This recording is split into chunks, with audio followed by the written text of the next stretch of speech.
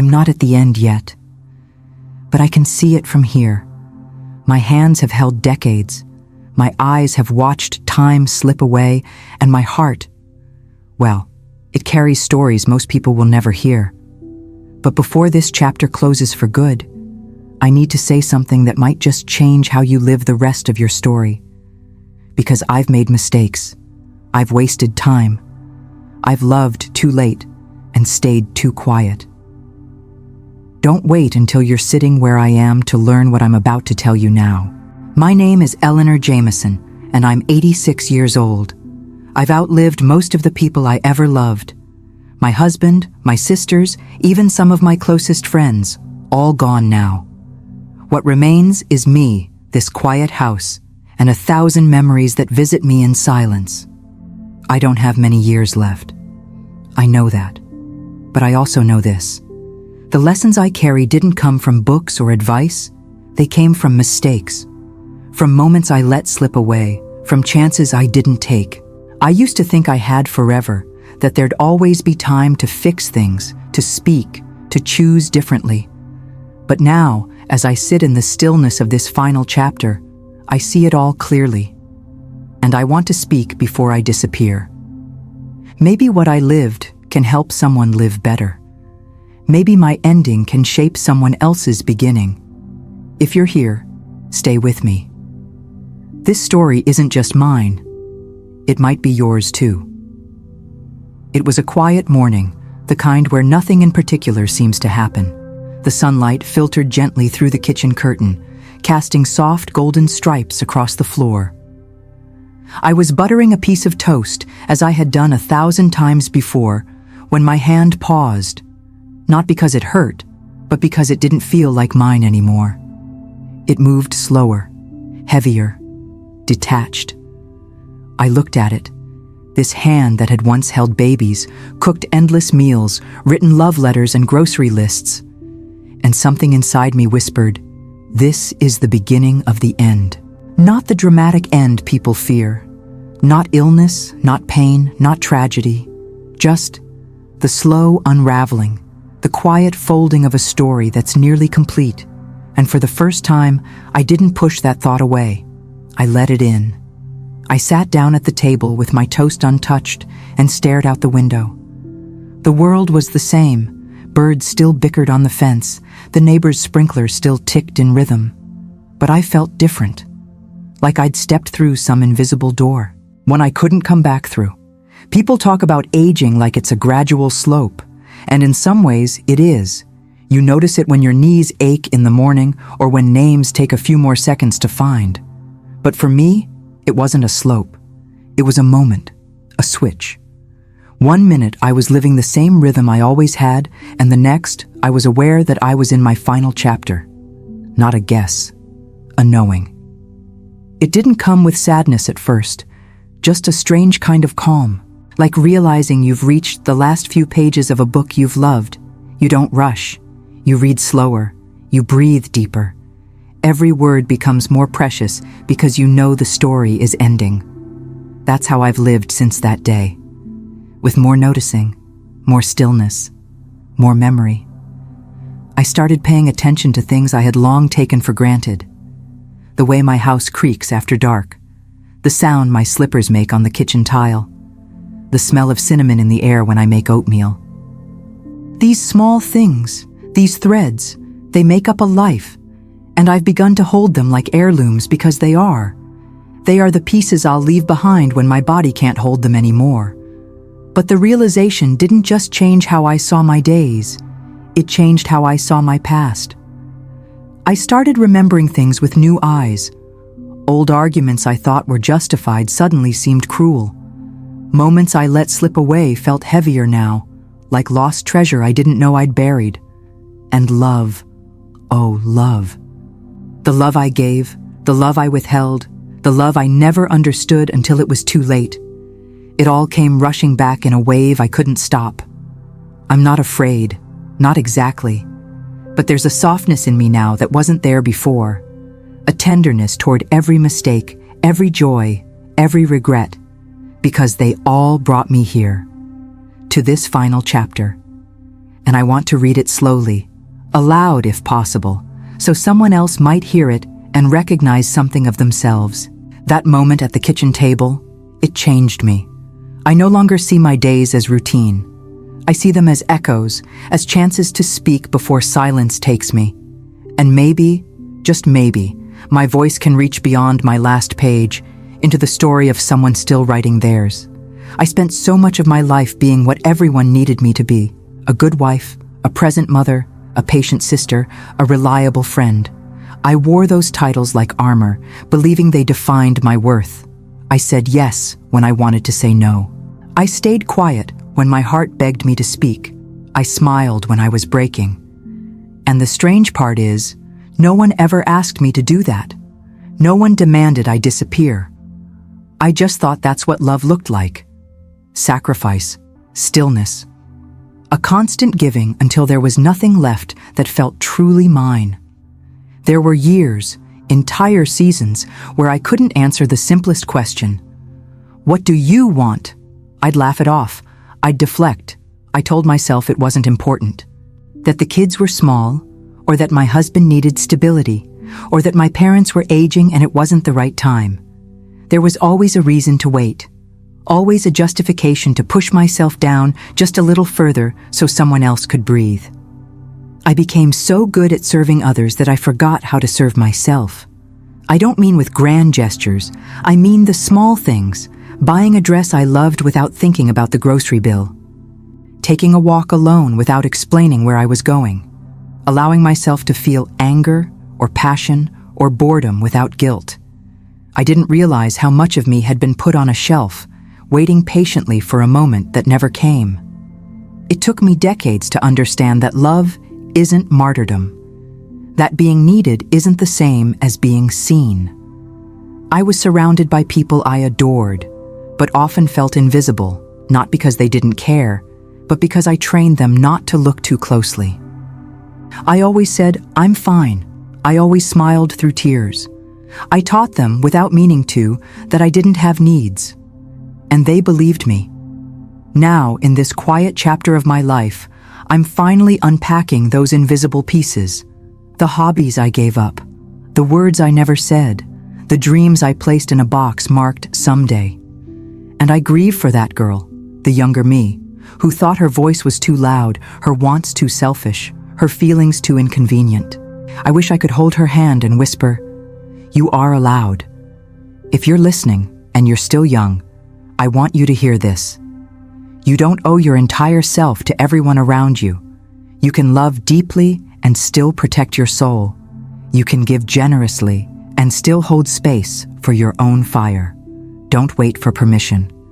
Don't wait for age or illness or regret to tell you that your life is yours. Because one day, you might sit in a room like mine, with sunlight on the floor and time stretched thin, and realize you lived for everyone but yourself. And that is a loneliness no one sees coming, the ache of a full life that somehow forgot to include you. His name was Daniel. He wasn't my first love, but he was the one I should have fought for. We met when I was 23. I was engaged to someone else, someone safe. Daniel was unexpected, like a song you don't know the lyrics to, but somehow already feel in your bones. He was all the things I didn't know I needed. Gentle, curious, unpredictable in the best way. And he made me feel seen in a way I had never known before. Like he was listening to the part of me I had kept hidden even from myself. We never did anything wrong, not in the way people imagine. We had long conversations that stretched into the night. He remembered how I took my tea. He once sent me a letter with nothing but a drawing of a bird and the words, "Don't settle." I kept it for years, folded and worn, hidden in a book I never finished. But I did settle. I married the man everyone expected me to. He was good, stable, and kind in his own way. We had a decent life, a family, a home. But that fire, it never came again. For years, I told myself I made the right decision. That passion fades anyway. That choosing comfort was maturity. But every now and then, I'd hear a certain song or catch the scent of cedar, and I'd be pulled back to a version of myself that only existed with Daniel, a version I buried for the sake of what was right. And I wondered, what if I had chosen differently? What if I had fought for the love that saw me, not just the one that fit neatly into a life plan? I saw him once more, decades later, in a grocery store of all places. We were both older, grayer, slower. But his eyes, they hadn't changed. He smiled like he used to, with that quiet knowing. We talked politely, cautiously. We didn't speak of the past, but it hung between us like a song we both remembered. When we said goodbye, he touched my hand and said, "You look like someone who still dreams." And then he left.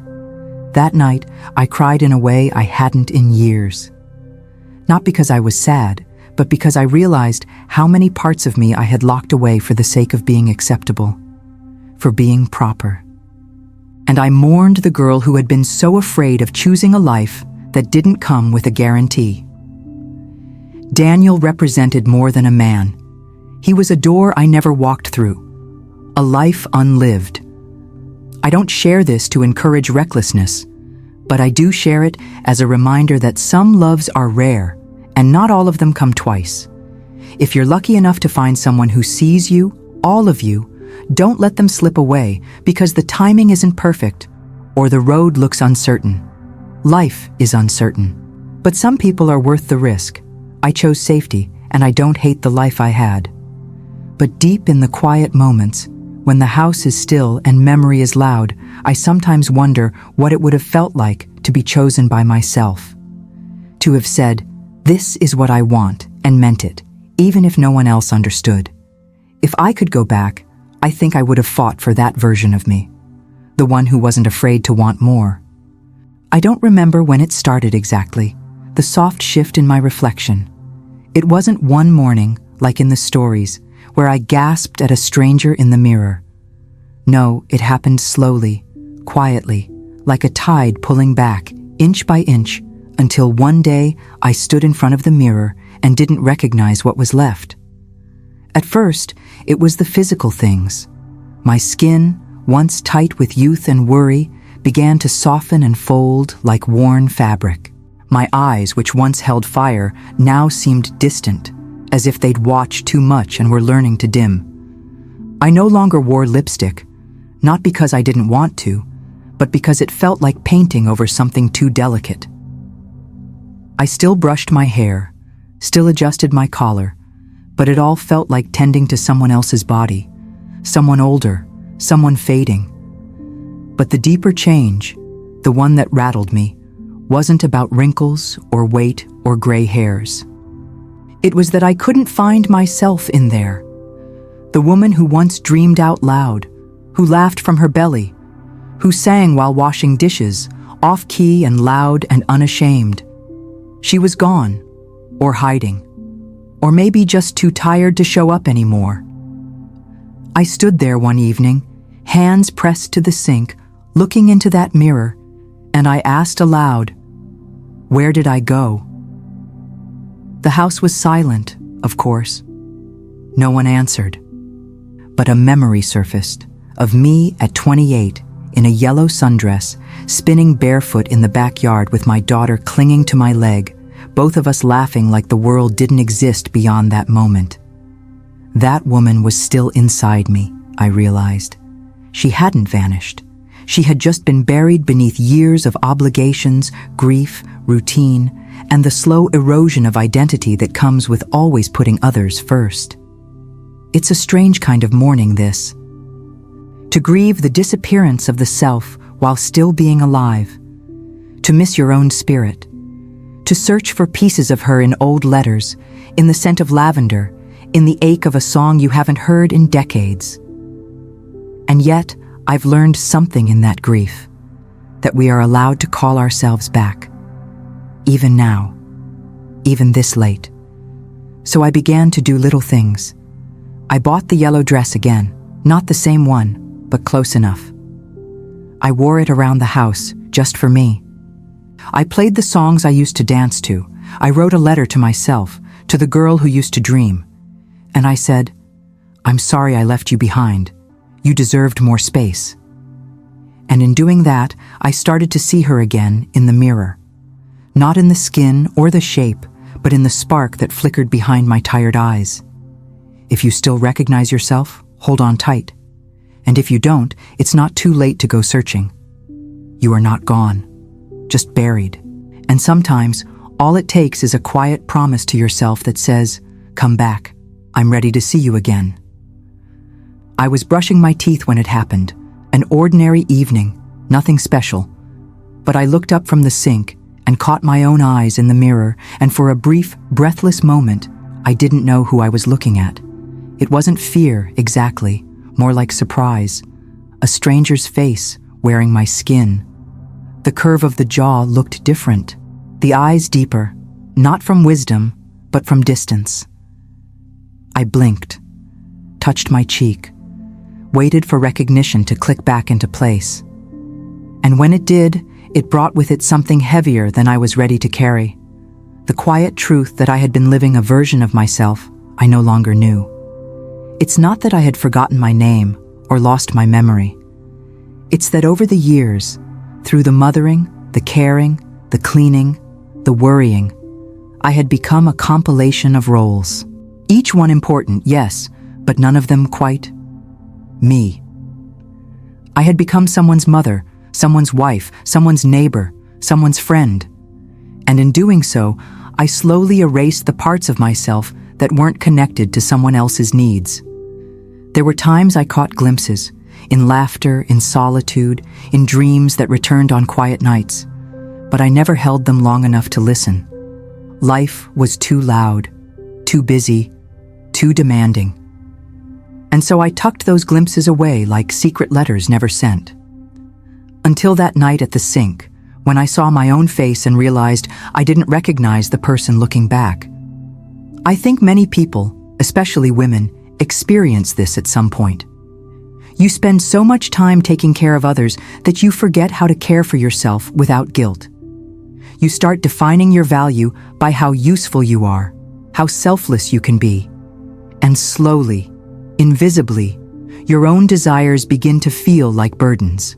You learn to smile through them, to push them down, to wait for someday, the mythical time when you'll be allowed to live just for you. But someday doesn't always come, or it arrives quietly in the form of an old woman standing at a sink, wondering who she became while the years raced by. Since that night, I've made a small ritual. Every evening after brushing my teeth, I stand for a few extra moments in front of the mirror and I ask, "How are you really?" Sometimes I answer. Sometimes I don't. But I always look. I mean really look, past the lines and the shadows and the tiredness, searching for the girl who once believed she could be anything. And you know what? Some nights I see her, just a flicker, a tilt of the head, a spark in the eye, and I whisper, "I remember you." Because I do. And because remembering is the first step to becoming again. If you've looked in the mirror lately and felt like something's missing, I promise you, it's not gone. It's just waiting for you to come back. And you can. You still can. There's a drawer in my nightstand that I rarely open, not because I've forgotten what's inside, but because I remember too well. Letters, photographs, tiny notes from my children, once written in crayon, now yellowed with time. And folded between them all, tucked so gently I can feel my own hesitation in the way it was placed, is a letter I never sent. Words I never said. Things I meant to tell my children, but didn't. Maybe because I thought there'd be time. Maybe because I didn't know how. Or maybe because I was afraid that the truth might break something we had worked so hard to protect. I was a loving mother.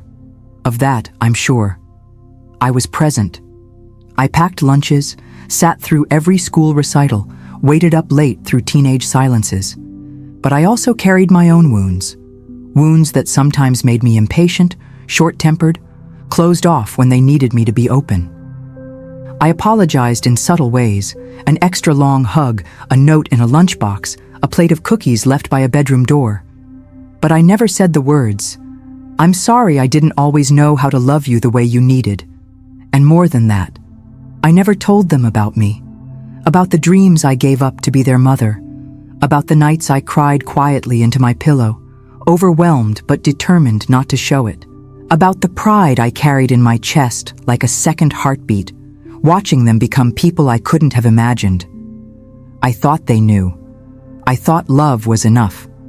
But now, in this slower chapter, I realize love deserves language. And silence, no matter how gentle, leaves gaps. If I could sit with each of them now, truly sit, with no rush, no distractions, I would tell them everything. Not just the good things, but the real ones. I would tell my son that I saw his sadness long before he ever spoke of it, and I didn't know how to reach him, and I regret that. I would tell my daughter that I envied her strength, that her courage to live differently than I did made me proud in ways I never expressed.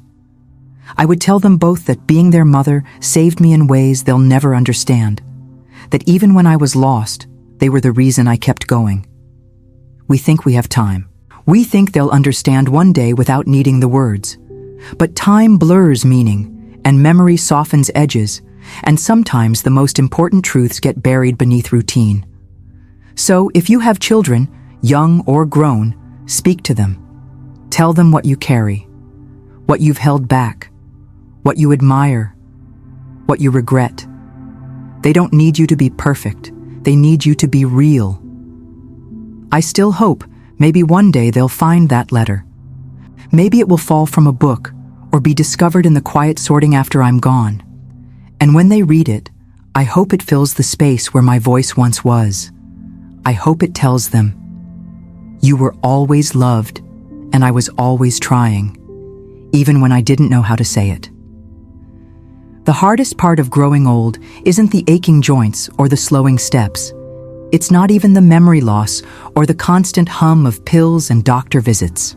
No, the hardest part, the one that settles deepest into the bones, is the loneliness. Not just being alone, that's different. I've had quiet mornings with a cup of tea and the sun on my face that felt peaceful. But true loneliness, it's when you start to disappear while still breathing, when you walk into a room and feel like a shadow, when your phone rings less and your name is spoken only in past tense. People assume that at this age we grow used to being forgotten, as if it's just part of the process, as if we shrink willingly into the background. But I want to tell you something. We don't. We feel it. Deeply. Every unanswered message, every empty chair at a birthday, every holiday that used to be loud and messy and full, now replaced with a polite phone call and maybe a flower arrangement sent too early. They don't mean harm, I know that. Life moves fast, but we don't. We're left in the slow lane, watching the blur of others' busy lives, hoping someone remembers we're still here. I sit by my window a lot these days. Not because there's so much to see, but because it reminds me that the world still exists beyond these walls. Children walk to school with oversized backpacks. Neighbors walk dogs I don't recognize. Once in a while, someone waves. I wave back. That tiny moment, that flicker of recognition, it carries me through the day. You start to count those things when everything else gets quieter. Loneliness isn't loud. It doesn't cry out. It settles into the silence. It creeps into the corners of the house. It's felt in the way the spoon clinks against the inside of a bowl for one. In the way no one notices when you've worn the same sweater 3 days in a row. In how you begin to narrate your actions out loud, not out of confusion, but just to hear a voice. Any voice. There are days I want to pick up the phone and call someone, anyone, just to say, "Hi, I'm still here." But then I wonder if it would be welcome, or if it would feel like a burden. So I don't. I wait. I write letters I never send. I rehearse conversations that never happen. And I wonder if they miss me, or just the version of me that used to fit into their lives more easily. If you're young and reading this or listening, I beg you, don't let the elders in your life fade into the background. Don't assume they're okay just because they don't say otherwise. Check in, sit with them, ask them things, even if they hesitate to answer. We don't need grand gestures. We just need to be remembered. To be looked at fully, not as relics, but as people still capable of feeling deeply. Because even now, even in this quiet, thinning life, I still carry love. I still long to give it, to share it, to hear my name spoken with warmth. And that, perhaps, is the cruelest part of loneliness, having a full heart with no place left to put it. There were moments I should have spoken, truly spoken, and I didn't. Not because I lacked the words, but because I was afraid of what they might change. I've carried truths like stones in my chest, heavy and unmoving, buried under layers of politeness, duty, and the fear of being misunderstood. I told myself it was kindness. That silence was the higher road, that some things were better left unsaid. But now, in the quiet of these final days, I see it for what it really was: self-protection, disguised as grace. I remember sitting at the dinner table while my husband made a cruel joke at my expense. Everyone laughed. I laughed too. But inside, something small and important wilted. I wanted to say, "That hurt." But I didn't. I told myself it wasn't worth the tension, that keeping the peace mattered more than speaking the truth. I convinced myself that swallowing pain was a form of strength. And then there was my sister. She drifted away after an argument we never resolved. I knew I could have called. I knew I should have said, "I miss you," even if I still believed I was right. But pride is a quiet thief. It doesn't take everything at once. It steals slowly, your chances, your closeness, your time. Now she's gone, and I whisper those words into the empty air, hoping somehow they'll land where they were always meant to go. The older I get, the more I see that truth is not the enemy of love. Silence is.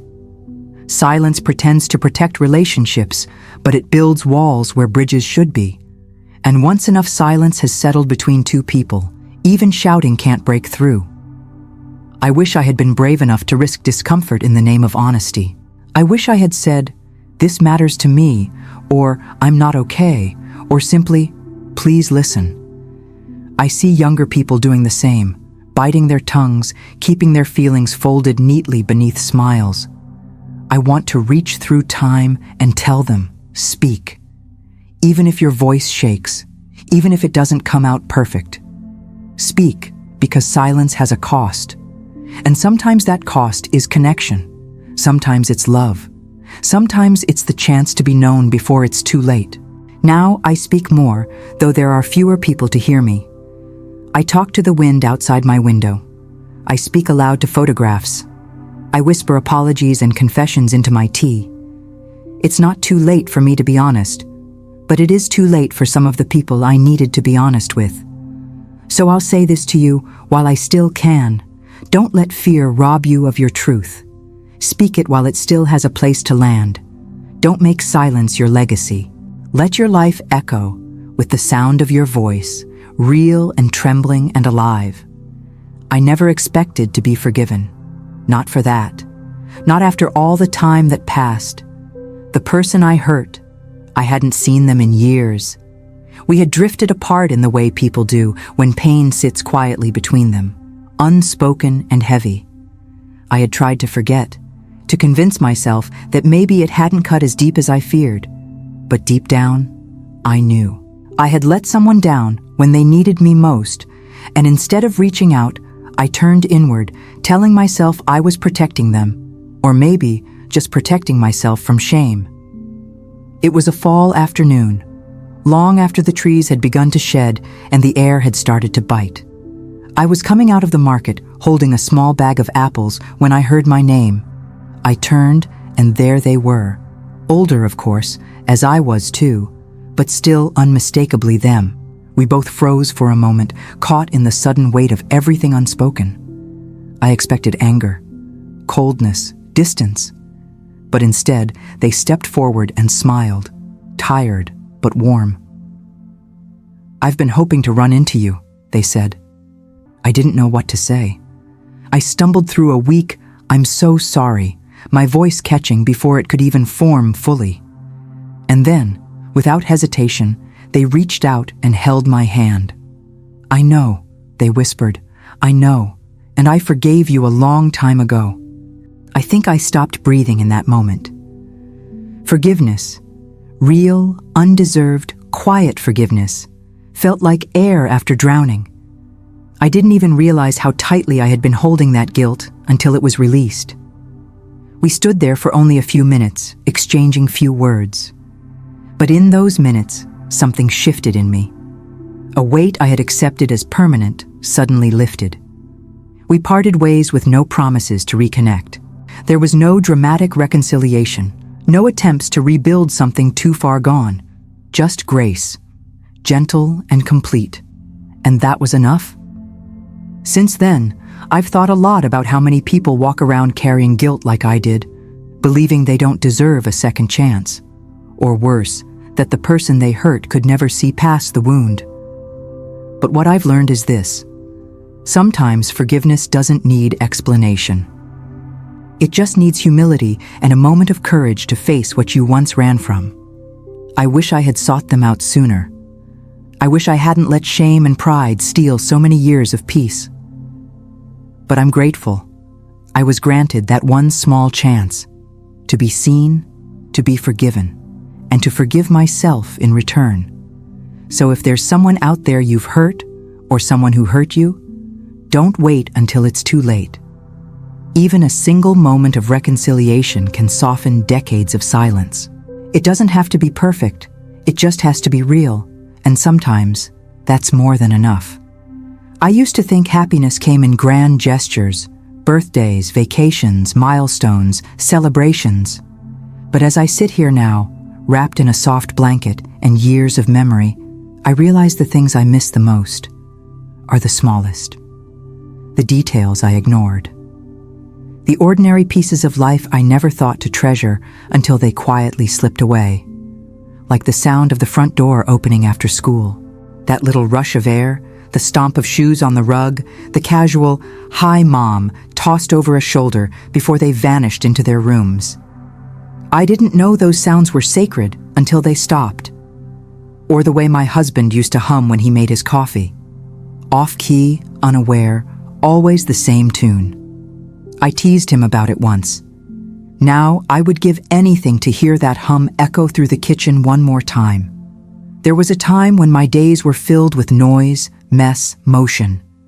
I used to crave quiet. Now I understand that chaos was love in motion. Dishes in the sink meant we had eaten together. Toys on the floor meant laughter had filled the room. Even the arguments, the teenage shouting, the slammed doors, they meant people were alive, growing, feeling. I didn't realize how full my life was until I was left with only the silence. I used to rush through mornings, irritated by spilled juice or mismatched socks, always focused on getting to the next thing. Now I wish I had sat longer at the table. Not because I had something important to say, but just to be there. Just to see the way the sunlight hit their hair, or the way they stirred cereal like it was a science experiment. I miss those things, deeply, desperately, and I didn't know I would. It's strange how we only recognize the magic of a moment once it's already behind us. We expect life's meaning to come in thunder, but it often comes in whispers, in the clink of a spoon, the smell of shampoo on a child's head, the warmth of a hand reaching for yours during a movie. I ignored so many of those whispers, too distracted by noise that never really mattered. Now, I light a candle in the evening and listen. I listen for the echoes of those small joys. I let the scent of old books remind me of bedtime stories. I let the creak of the stairs remind me of teenage feet pacing during heartbreak. And I smile, not because it doesn't hurt, but because I was lucky to have had it at all. If you're living in the middle of that mess now, the socks, the shouting, the noise, pause. Just for a breath. Look around, smell the dinner burning. Feel the hug that's a little too tight. These are the moments you'll carry with you. These are the memories that will anchor you when the house goes quiet. Happiness isn't waiting for you in some perfect future. It's already here, tucked inside the smallest, most ordinary things. Don't miss them like I did. Please, don't miss them. If I had just one more chance to live again, not forever, not even for decades, just for a little while, I know exactly what I'd do differently. And it's not what you might think. I wouldn't chase riches. I wouldn't travel the world.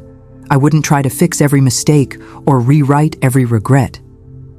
No, if I could live again, I would slow down. I would stop rushing through my days as if they were tasks to be checked off. I would hold moments longer, breathe deeper, speak softer.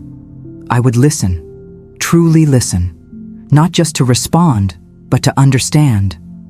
I would take my time hugging people, letting them feel it. I would look into their eyes longer, say their names with care, and notice the way their faces changed when they spoke about something they loved. I would ask more questions, about dreams, about fears, about what kept them awake at night, and I would stop pretending I always had the answers. I used to think being strong meant being certain. But now I know strength often lives in admitting you don't know and loving anyway. If I had another go, I would take more photographs, not of special occasions, but of regular days, messy kitchens, sleepy eyes, half-finished dinners. Because those are the images I find myself missing now. The unremarkable ones, the quiet ones, the ones I was too busy to see were sacred. I would also forgive faster. I held on to bitterness longer than I should have, and it never gave me the peace I thought it would. If anything, it built walls that love had to fight to climb. I'd let those walls fall sooner. I'd choose softness over pride every time. And most of all, I would be kinder to myself. I wasted so many years doubting my worth, comparing my path to others, thinking I had to earn rest, earn joy, earn love. But none of those things need to be earned. If I could live again, I'd treat myself the way I always treated others, with gentleness, patience, and grace. Maybe we all believe we'll get a second chance, that we'll have time to change, to be better, to make it right. But sometimes, life doesn't give us that luxury. It gives us today, just today. And I've learned that today is enough, if we truly live it. So I say this to you as someone nearing the end of her story. Don't wait for clarity to come in your final chapter. Don't wait for permission. Don't wait for one more sign. Be softer now. Be slower now. Say the words. Take the photo. Call them. Forgive. Dance. Laugh too loud. Make the mess. Cherish the silence. Live in the middle, not just at the ends. Because life doesn't ask if you're ready. It just goes. And one day, you'll look back and wish you had held on tighter to the things that didn't seem important at the time. I know I do. This may be my goodbye. Not dramatic, not carved in stone, not wrapped in ceremony, just a quiet acknowledgement between you and me. My hands are slower now. My breaths come softer. The days feel shorter and the nights stretch longer than they used to. I don't know if I'll be here next month or even next week. But I do know this. My story is almost done. The last pages are being written with each passing hour, and before the final line is sealed, I want to leave something behind, not sorrow, not fear, but a beginning. Yours. Because what I've lived through, the mistakes, the love, the regrets, the silence, the beauty, it wasn't just for me. It was a mirror, a map, a lesson meant to be shared. I don't have a legacy built of fame or fortune, but I have this, the truth of a life fully felt. And if any part of my words have stirred something in you, made you pause, made you ache, made you remember yourself, then I've done what I came here to do. I used to think goodbyes had to be spoken, had to be witnessed, had to come with tears. But now I know the most powerful goodbyes are quiet. They live in the space between words, in the breath before someone says, "I love you," in the hands held a little too long. This, right now, is my way of holding your hand. Of saying, go on, live better than I did, love louder, regret less, forgive faster, stay awake to your own life. You still have time, maybe not forever, but more than enough. Enough to change direction, enough to say what's been unsaid, enough to heal what still hurts, enough to choose joy on an ordinary Tuesday afternoon. The clock is always ticking, yes, but that's what makes the moment now so precious. It's the only one you can shape, so take it. Take it like a gift passed from old, tired hands into yours. Run with it. Make something out of it. Don't live afraid of the end. Let the end teach you how to begin again, every day if you must. And if one day, long from now, you're sitting where I sit, with the light low and the house still, I hope you'll remember this voice. Not my name, not my face. Just the feeling that someone who had very little time left used their last breath to tell you that your story still matters. And that it's still being written, so go. Turn the page. This may be my goodbye, but I pray with all that I have left that it becomes your beginning. If these words touched something inside you, don't let them fade. Let this story live a little longer through you. Like the video if you felt something real, and subscribe to the channel if you believe that some voices, even near the end, deserve to be heard. This may be her final chapter, but it might be the beginning of yours.